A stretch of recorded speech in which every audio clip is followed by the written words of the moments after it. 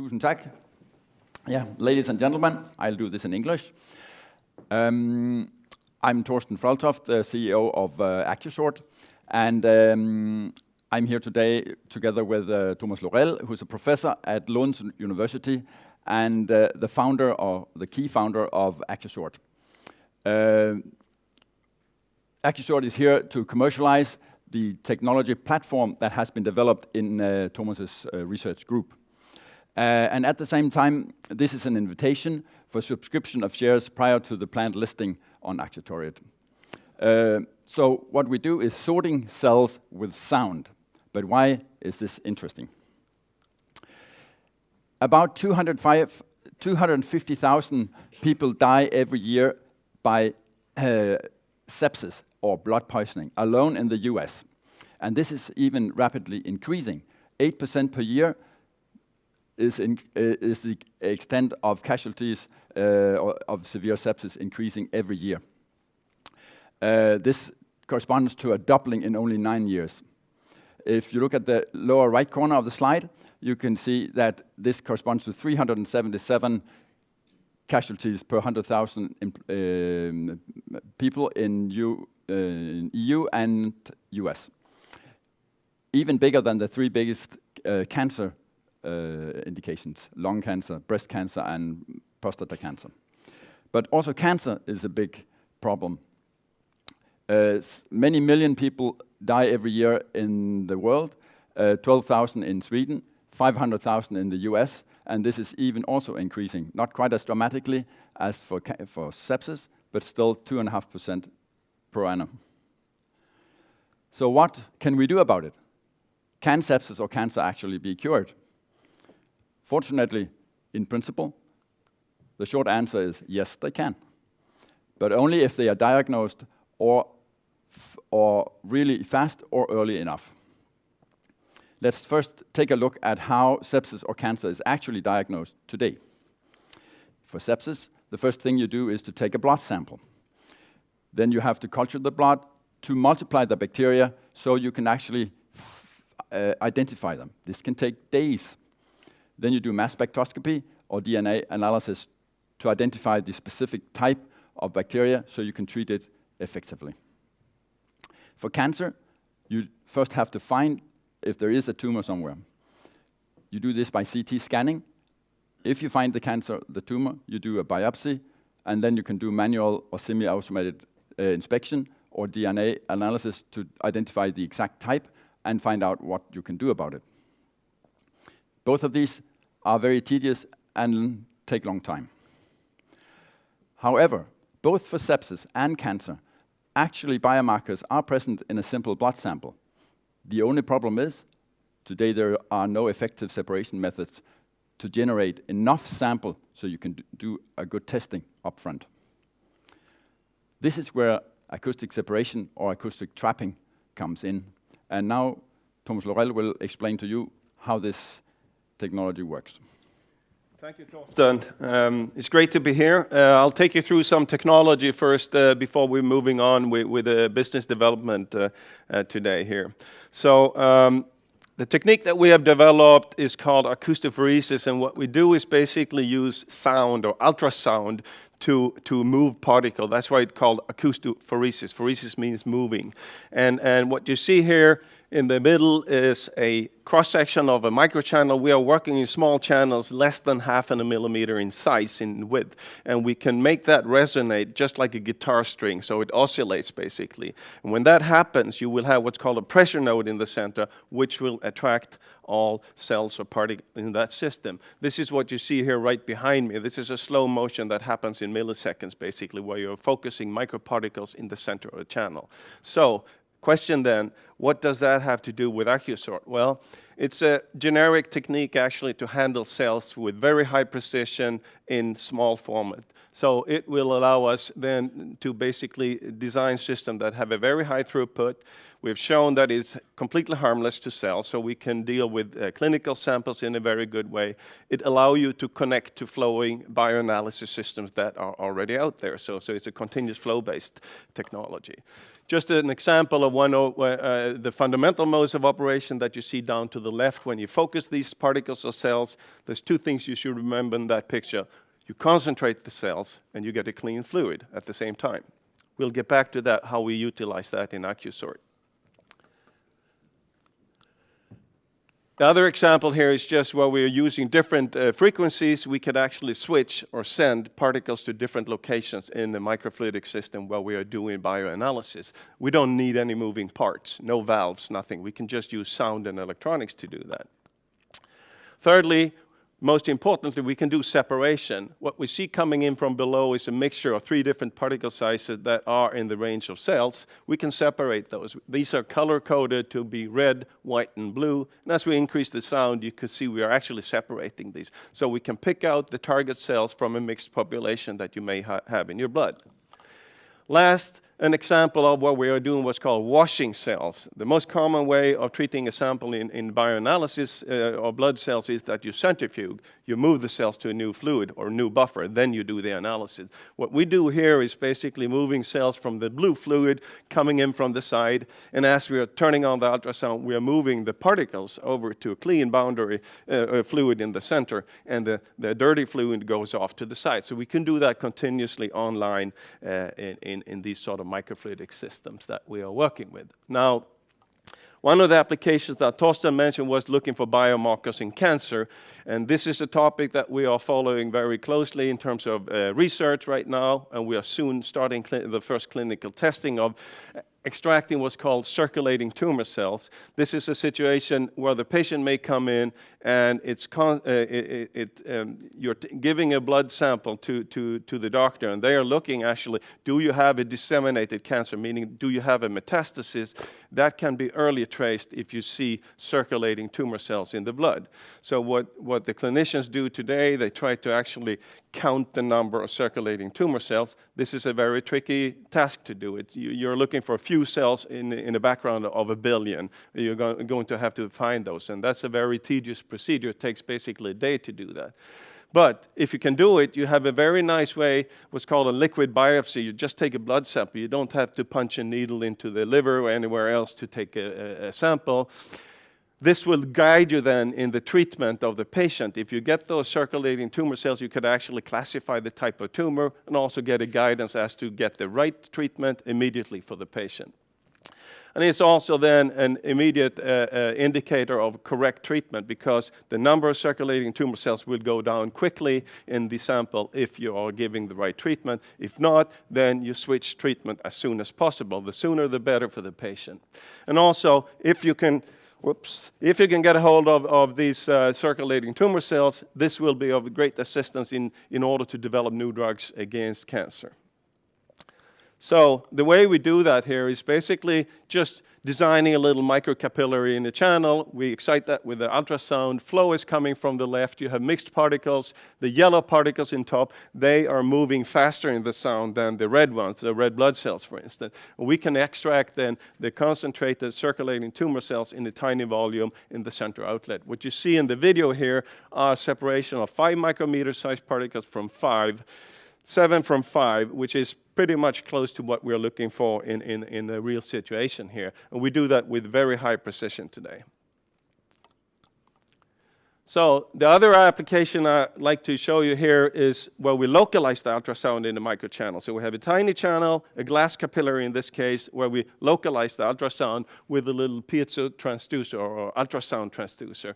What happens then is that as particles or cells come into that region, they will be retained. So it's like an acoustic tweezer. You hold them there, non-contact, levitated in flow. So we can concentrate these cells very rapidly in a small volume here, allowing us actually to get enough material to analyze that. Big question we always get then, can you catch bacteria? Because in the sepsis case, we're having a few bacteria in a big volume of blood. We need to catch those.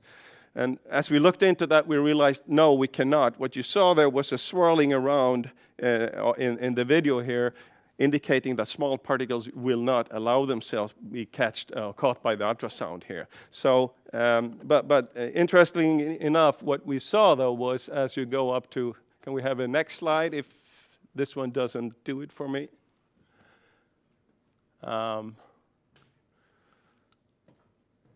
calling for technical assistance.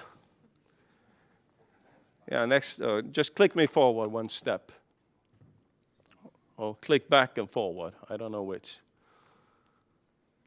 So anyway, while the technician is working, I'll keep telling you the story then, is what happens here is as you go up to very high concentrations of nanoparticles, these will start to interact in the sound field. And what happens is basically they pull together and start to aggregate. Now, that does not help us very much if we want to take a few bacteria that are very far apart. But what we do is basically we take regular particles, we hold them in the trap, and as we pass a blood sample with only or just a bacteria sample over, these will basically suck onto the particles as a magnet. So we call that an acoustic magnet, basically, and we enrich the bacteria on the particles.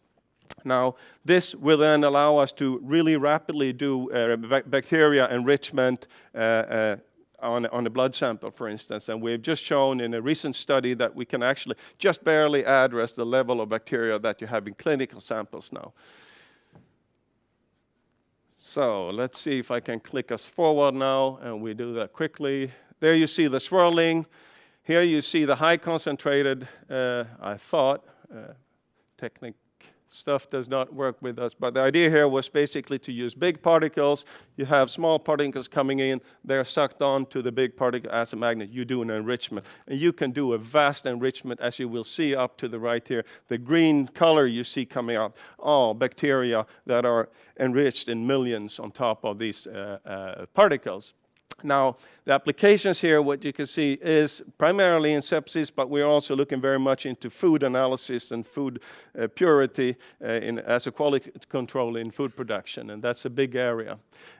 Enrichment of extracellular vesicle, that's a very hot research topic today, and a Nobel Prize was awarded 2013 for that, and it's a holy grail for biomarkers because these microvesicles that are sent out by cells are actually reprogramming the environment around them, such that the tumor, for instance, will actually get vascularization or blood coming into the tumor from. So these are targets for very intense research in all kinds of diseases here.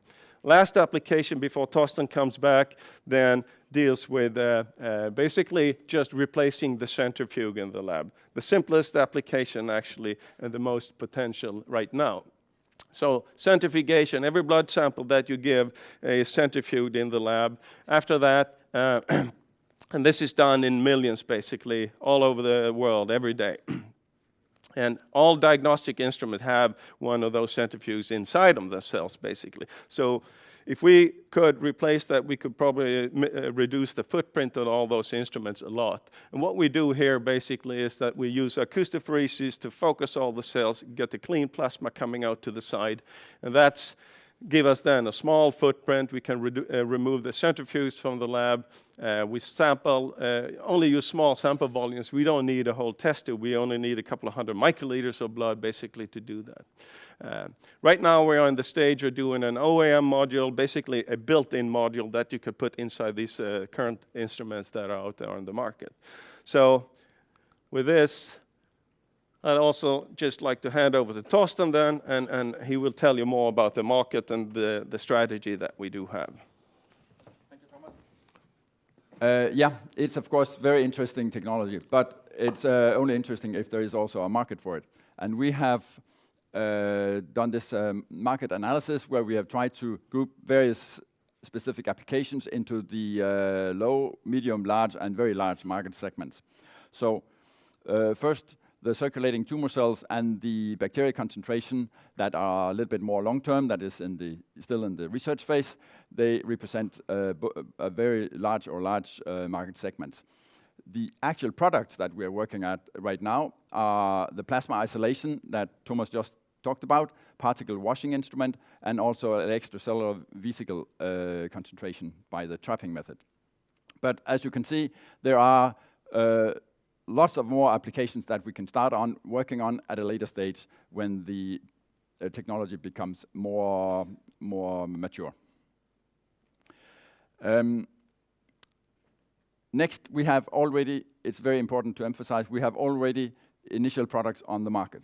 The AcouTrap system, as you see there at the top, is our first benchtop product that is enabling researchers to practice bacterial or microvesicle research in the lab using the trapping technology. Commercialization is in progress. We have already sold 4 systems. The second product in the pipeline is the AcouWash cell washing station. It's existing now as a working demonstrator, and the finalization of the product maturation is in progress. We hope to launch this product mid next year.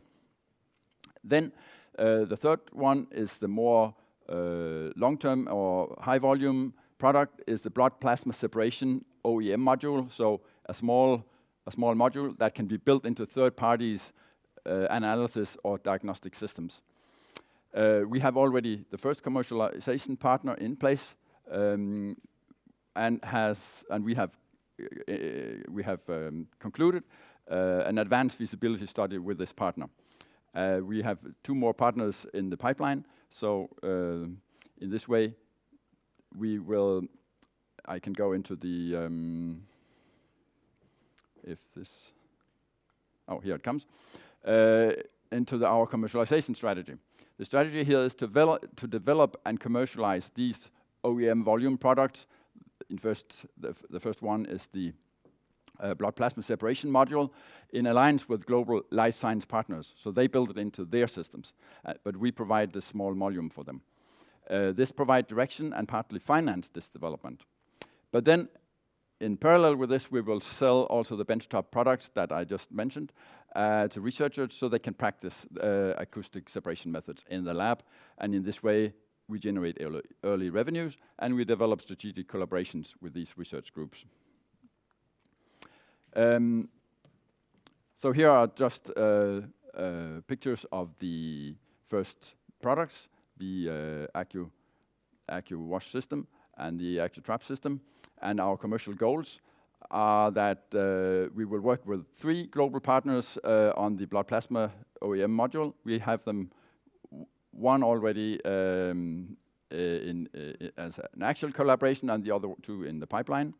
We hope for the first product launch in this third party's product in 2018. For the research instrument AcouTrap, it's already launched. We are planning to sell or estimating to sell 10 systems in 2017 and doubling to 20 systems in 2018. AcouWash launch mid next year, 6 system sales in 2017 and 10 in 2018. The overall financial goal is to break even towards the end of 2018.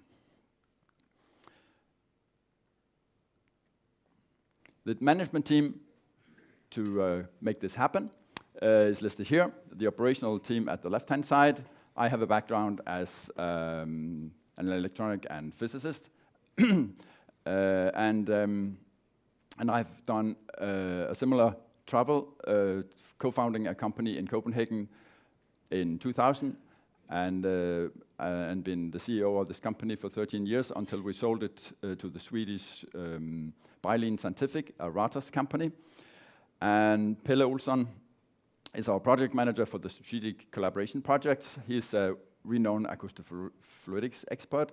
We have Mikael Evander, who is a product manager for the benchtop systems, a cell trapping expert, and Per Augustsson, who's our IP manager.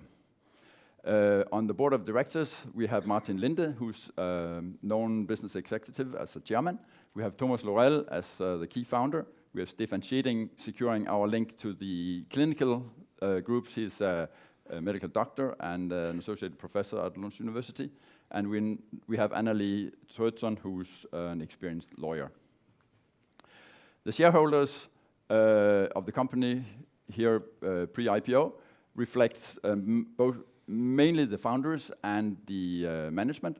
And as you can see, we have lock-up agreements with 5 all the larger shareholders or the management. So my last slide is the subscription offer that we have. The subscription period is going to run from 22 November until 6 December. And here you can see the details of the offering.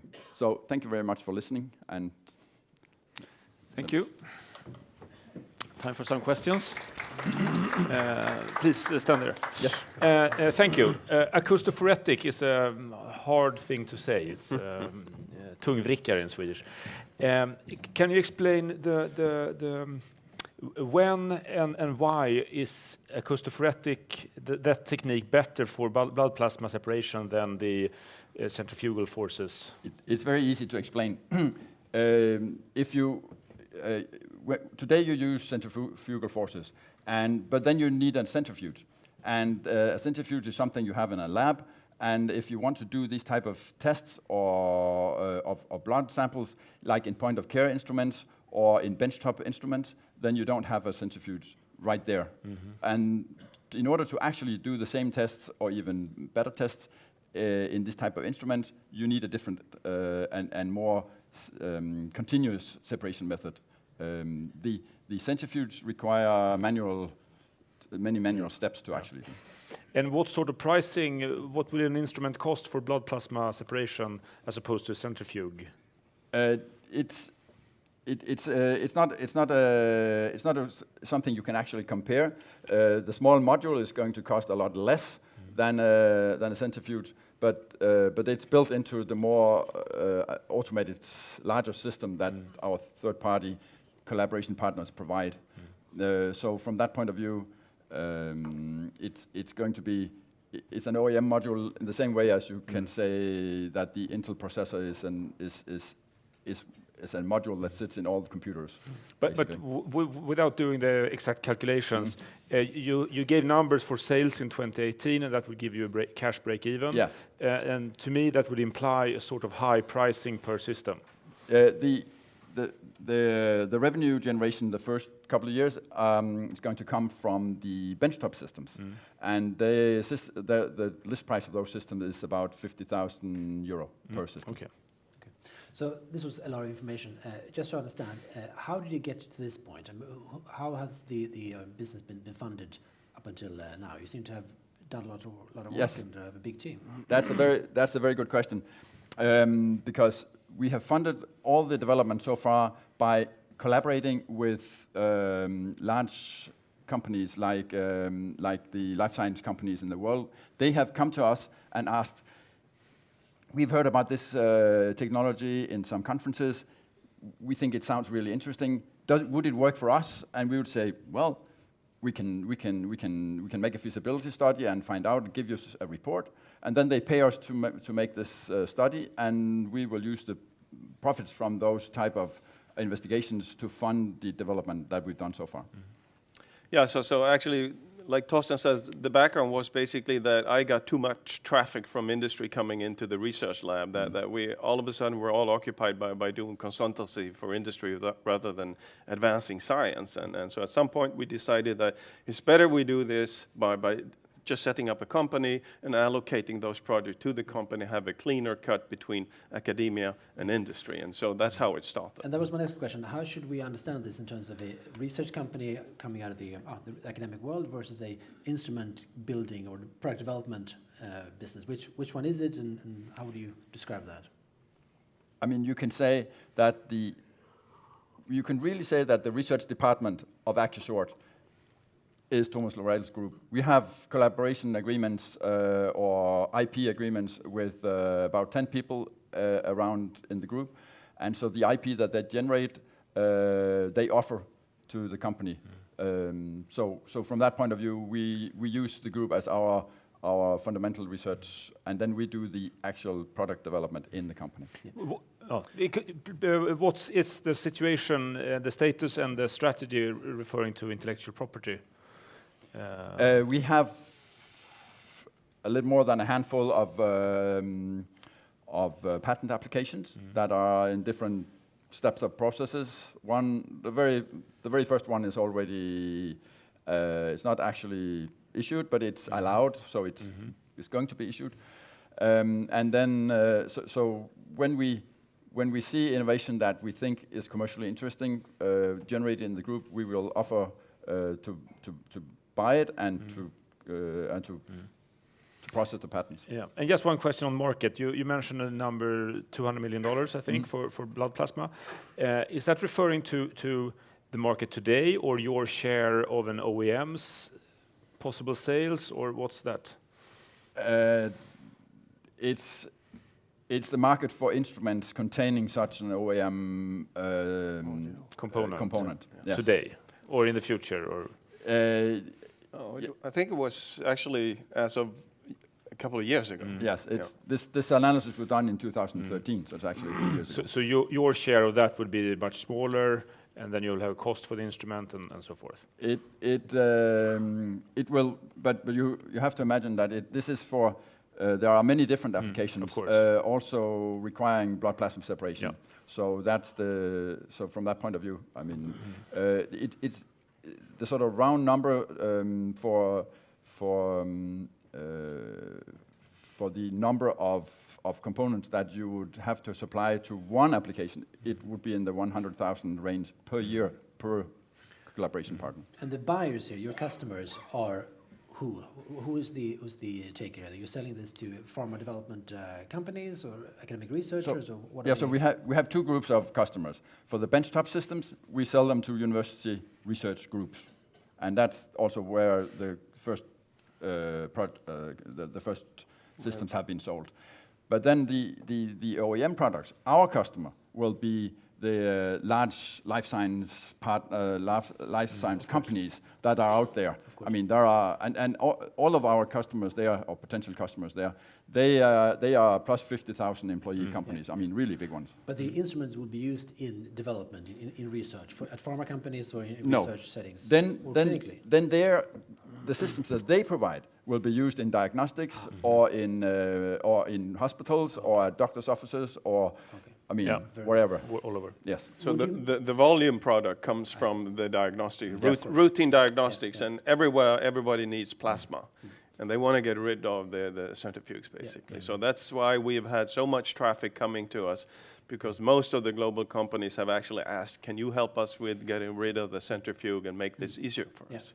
So then some people will ask, would you compare yourself to companies like Bull and Cellavision, etc.? There are actually companies listed in Sweden that are in a related area. How would you compare your business?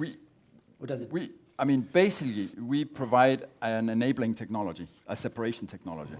And so the main business, if we look long term, is providing this as enabler to third-party systems. And that's not what the other companies are doing. Okay, thank you very much. Very interesting. Thank you. Thank you. Thank you.